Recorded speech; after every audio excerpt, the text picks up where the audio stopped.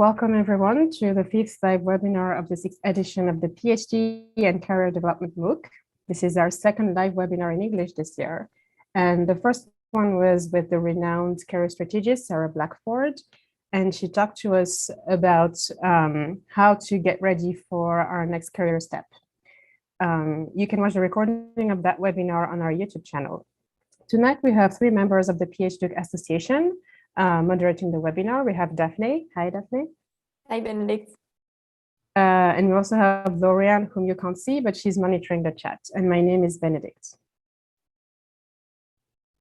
So our guest tonight is Matteo, who's the author of the book, The Salmon Leap for PhDs, a book that lists all the steps PhDs need to take for a successful career transition from academia into industry. So good evening, Matteo. Thank you very, very much for being here with us tonight. Hello, everyone. Thank you for having me. It's a pleasure to have you here. Would you mind introducing yourself? Tell us a bit about your career track so far, please. Sure, absolutely. I can talk a little bit about my career, like since my PhD, to give you a little bit of a perspective on that. So yeah, I started my PhD back in Vienna and in Austria, and I was doing like pretty much research on type 2 diabetes and obesity. And after that, I started a postdoc in a different lab still in Vienna, and I really wanted to get some experience in the US, and I found a second postdoc that was actually in New York City at Cornell. After that, but let's see, I think it's really interesting to also go through a little bit how I got also the second postdoc, and it'll get me to like a little bit on how like also the interview process works in academia, as we all pretty much know, right? So I was at a congress in San Francisco, and I pretty much approached my future boss in between one abstract kind of part, the posted parts, and another talk, and we were just walking together. And of course, I reached out to him a little bit before by email, and I was like, can we talk? I would like really to know what you're doing and what you're doing right now in your research and stuff. So it was like really open, and then we just met, as I said, like walking from one process session to a talk, and that was pretty much the interview process that actually happened there. So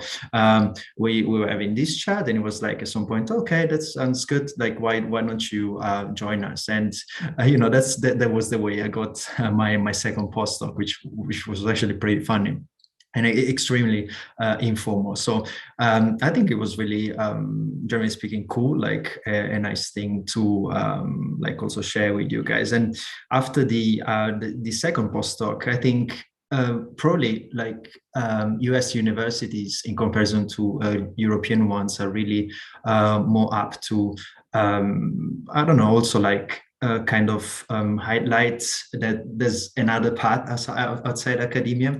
And I found in the US that it was a lot of like talks and other conferences and things that to just show people that other paths are out there. So I think this was an kind of eye-opening experience also for me to really see, okay, well, there's other stuff out there. I just really need to try to understand how really what skills are missing in my CV, and how I really need to so to say how I find and market myself within that niche.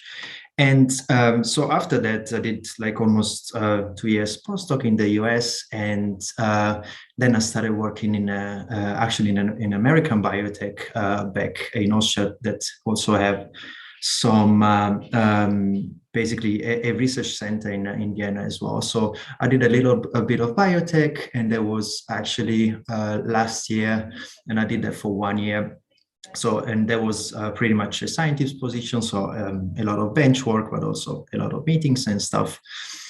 And yeah, it was really an interesting and nice experience. And you can really tell a lot of also difference again with academia in the way the work is done, how you collaborate in a team in a different way that again is really different from university. Well, where you have pretty much your project that is really long-term, and you're pretty much the only, so to say, responsible for it. Whereas in biotech is pretty different. So you have like, it's much more teamwork, of course.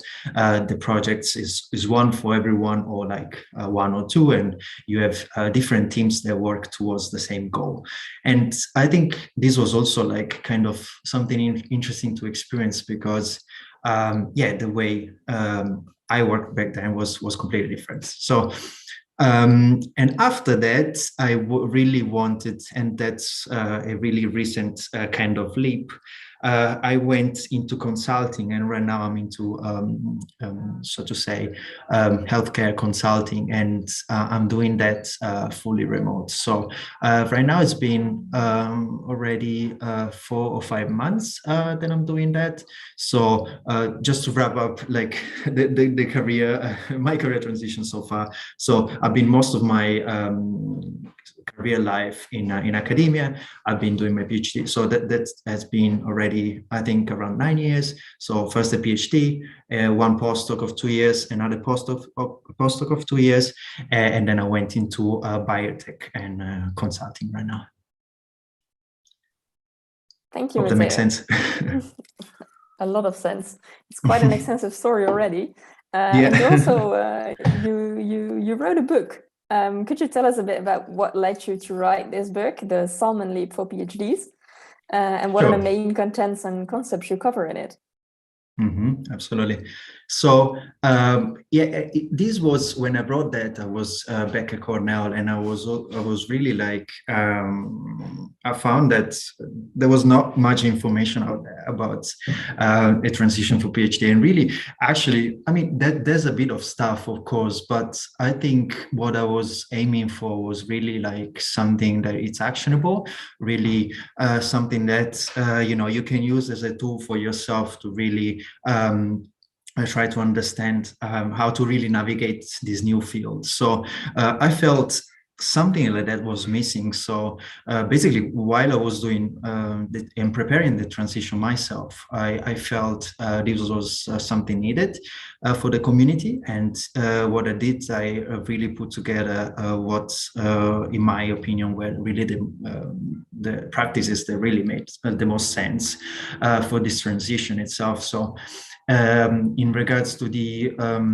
actual content of it, I talk a little bit about at the beginning, you know, what a transition should look like, what is really, you know, interesting to understand also in terms of values and perspective for yourself as a PhD, and how and where to go next. And I think this is something that we, you know, you never figure it out. It's really like a lifelong journey, right? So it's really difficult also to see, okay, where are my values really lying, and then what is a job that really allows me to, you know, live the life I want, and also that goes along with my values as well. So I'm trying a little bit at the beginning to picture that out and really trying to understand. And there's some questions, of course, for the readers that should prompt also some reflections in these regards.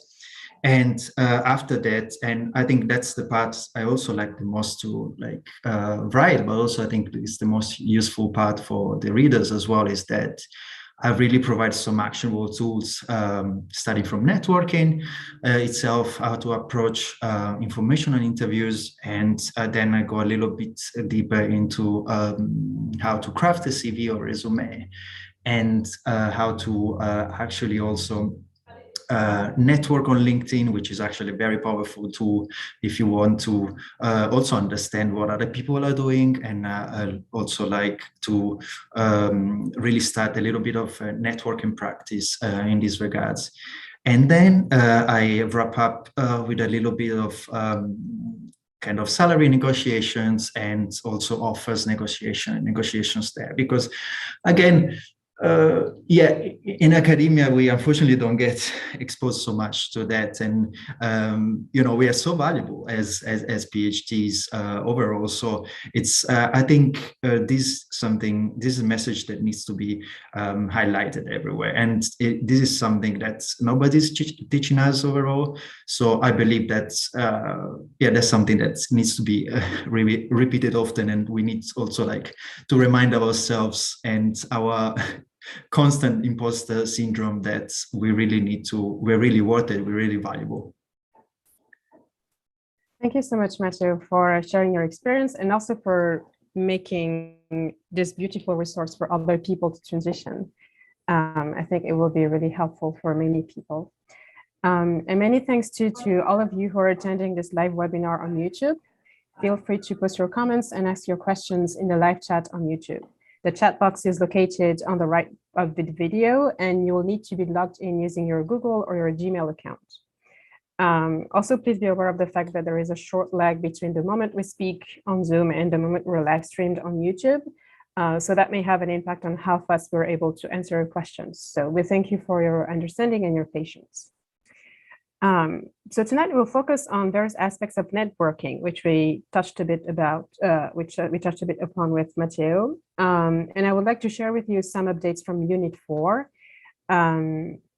which was focused on networking. And I would like to share the results of the pre-unit survey that was shared with all of you.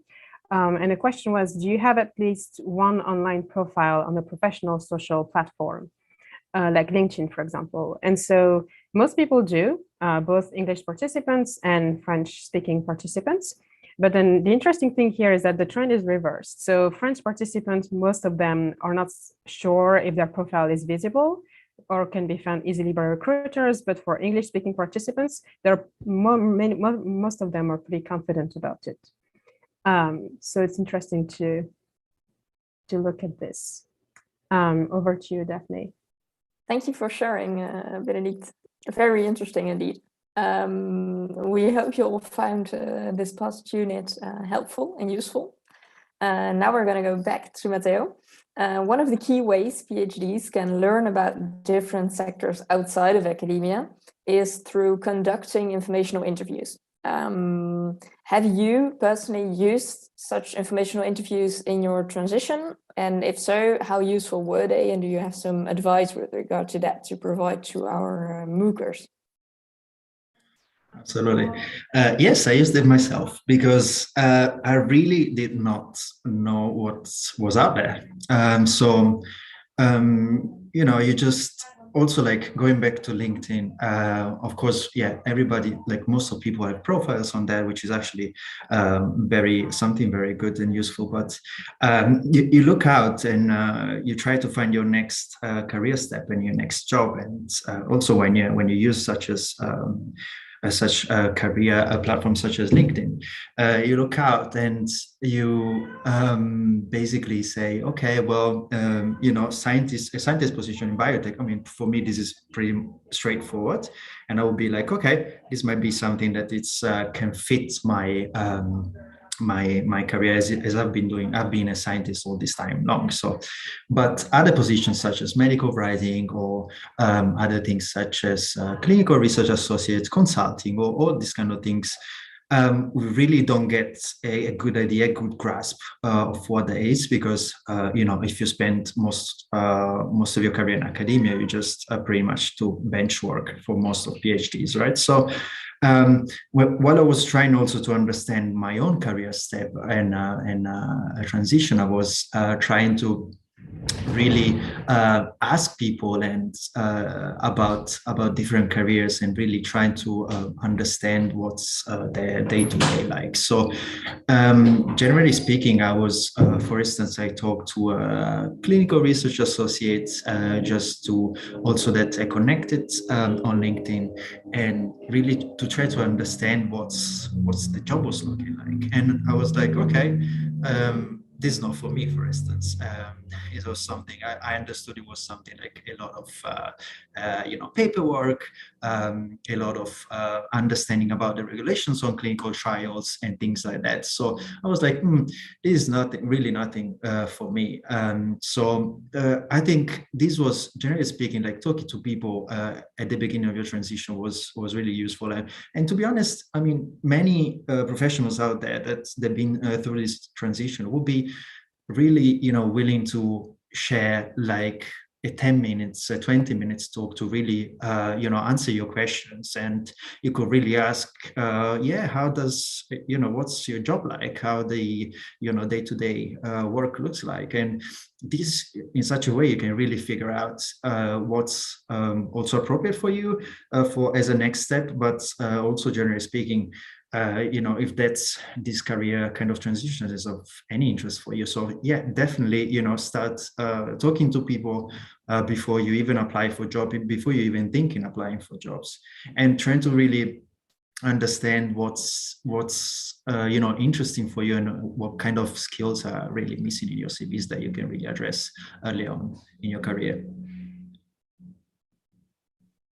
Thank you very much, Matteo. It's actually good to know that people are actually helpful and will always try to, I mean, not always, but many of them will answer questions in a way that is helpful. And so I was wondering if you had specific advice for people to reach out to professionals and to make sure that they establish a connection with them and not just, just ask for a job or something like that. Exactly. So that's definitely something that you shouldn't do, like, especially at the, in the first interaction with these people, of course. So it's like, okay, yeah, do you have a job for me? No, I wouldn't start a conversation on these notes. Like something that it's, at least for me, worked quite well was that, and that's, I think, something like a practical advice there. So I was attending lots of these, talks like we have it today, or other also career fairs and conferences around the topic of transition. And they all online, and there's a bunch of it. So if you do your research well, you'll be busy pretty much many days of your week attending such seminars and conferences. So what I was doing back then was really attend these conferences and really actually following up with people, with the speakers, for instance. So like, let's say today with myself, like the people attending today, I don't know, I said I worked a little bit in biotech, but also I'm working right now in consulting. And a few of the people like listening today are like, okay, yeah, but what do you do in consulting? I don't really get it. What's the job is like? So you would then ideally follow up with me. It's not a suggestion, but you can do it, and I'll be really happy to like share my experience with you. And I think that's absolutely no problem. And as long as, again, you come up with a little bit of kind of specific questions, like can follow up with me and say, I've been at a meeting today, and I was really interested about understanding what's a consulting life is like, and especially on a remote basis. I mean, that's which is another layer of kind of complexity there. So you will follow up with me on LinkedIn and say, okay, yeah, I was there. Can I ask you a few questions? Do you have any time to for a 15-20 minutes call? And I'll be like, yeah, absolutely. And normally that's the way where it works. So back in the days, I used to do this, and actually got on many calls with many people from different industries, and I really try to understand that. And it doesn't need to be a call. I mean, a call would be nice, but sometimes people don't have much time, and also like, if you want to just send a message, like asking some specific questions, I mean, surely they will get back to you and share the experience. So I think that's something really actionable and something that you can do. Yeah, generally speaking, attending these events gets you like a little bit of a rough idea on the job landscape, like at a higher level. And then you can really reach out to people and ask specific questions about it. Thank you very much, Matteo. The other question I had for you is that in Unit 4, we've been trying to help our MOOC participants to explore the hidden job market. And so doing informational interviews is a way to try and access that market. But do you have other advice on how to learn about different companies, how to follow their products or their services, trying to understand where you could actually bring something to the company, and also manage your online presence as a PhD and try and grow your and maintain your professional network? Absolutely. So first of all, like putting together a nice LinkedIn page is really important, you know, like, and we really suck at it as academics. So I try to put a little bit of effort on that. So I try to go to your LinkedIn and really I mean, you can also visit someone else's pages and really take some inspiration from other people that you think are really good with their LinkedIn. So just try to state your experiences very well. Try to really put things in perspective a little bit, and try to build an online presence that is really constructive for your job, for your career, generally speaking. So I think that's something that can be done with it's pretty it doesn't require so much effort overall, and it's good to get as recruiters are online and they can reach out to you and things like that. In regards to the hidden job market, of course, I mean, it's really also important to connect with people in your field, and also LinkedIn again. I mean, your colleagues one day will be going into private at some point, right? So really just staying in touch with your colleagues over time, it really is something that's also helped me to really understand other industries as well, because many people really migrated into private. So that's an ex-colleague, and it's a whole connection that you can always tap into for future references. So I think this is something, this is a strategy also like that to keep in mind, generally speaking. And yeah, and again, in regards to the job market, talk to people. I mean, always that. So once you probably go on your first informational interview, will be very nice if you have already like a kind of a rough idea in which direction you want to go. So let's say you want to go into medical writing, and you just have a chat with a friend of a friend that is working in medical writing. And maybe you try to understand a little bit if the job is for you, but then maybe at the end of the informational interview, you really ask them, hey, do you know anyone I can speak to next, or someone that was in my same situations that you really think that I could benefit really talking to. So these kind of little strategies that keep the conversation going for you, I think this is something really, really useful, and something that connects you to other professionals, and this pays back all the time. So I think that's surely another strategies that you can really keep in mind moving forward. Thank you, Matteo. We have a question from the chat, actually. Marina is asking you whether you met some recruiters during such the informal network interviews you talked about earlier. And if you did, what happened? What can you tell about it? Yeah, absolutely. So I actually had many interviews with many recruiters, also back in the US.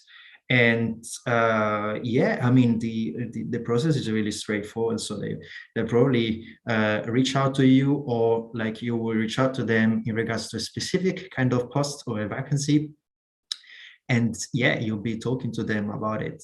But I remember also many times also reached out to recruiters also back in Europe that were offering basically recruiting services for other companies, such as big pharma companies. And I would normally, if they were available, I would set up a call with them, and we were trying to understand a little bit each other, because also on their side, especially for this recruiting company that work for bigger clients, they really it's also good for them if they get like people through. So it's really important that so that they're also kind of motivated to get the right fit for the vacancies they have. So it was normally just a very kind of informal talk over the phone or over Zoom.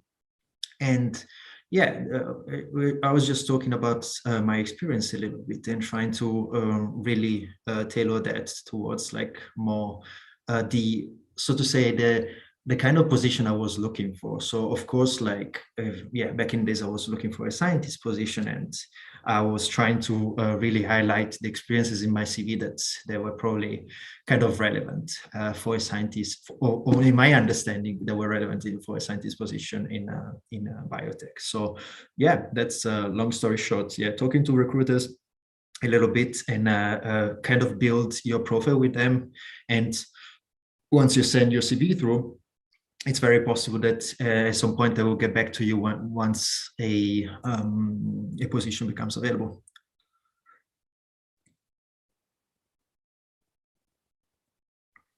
Thank you very much.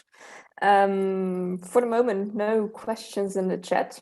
We still encourage you to ask any question you may have for Matteo. I'll move on with one of the questions we had already prepared by some of the people participating in the conception and the going about of this MOOC. So we have a question about the terminology, the language.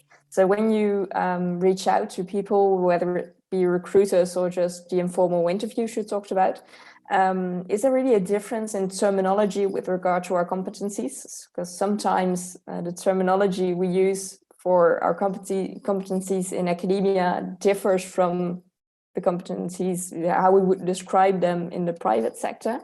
How do you handle that? Did you just look up all the competencies, or?